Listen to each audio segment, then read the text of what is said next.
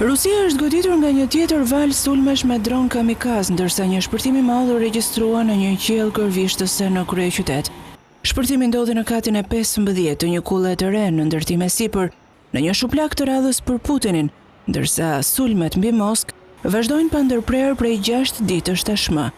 Ndërtesa e lartë u godit nga një prej 3 dronëve që kishte në shënjestër Moskën gjatë natës, ndërkohë që SBA ka paralajmëruar Ukrainën një ditë më herët se nuk mbështet apo nuk ndihmon sulmet e saj brenda në Rusi. Sulmet më të fundit kanë qenë më intensive në luftën që të njëjtën mbush plot 18 muaj.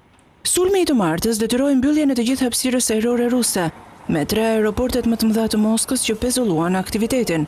Kryebashkiaku i Moskës Sergej Sobjanin tha se mbrojtja ajrore kishte rrëzuar një dron në rajonin Mozhaiski, ndërsa një tjetër dron kishte goditur një godi në ndërtim në qytet. Më vonë Rusia tha se në total kishin qenë 3 dronë, 2 prej të cilëve ishin rrëzuar, ndërsa i treti ishte bllokuar elektronikisht përpara se të godiste Gradaçelën.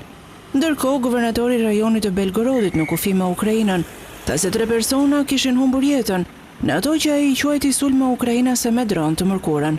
3 civil janë vrarë, shkroi guvernatori Vyacheslav Gladkov. Forcat ukrainase nisën një mjet shpërthyes përmes një droni në momentet kur kishte njerëz në rrugë, tha ai.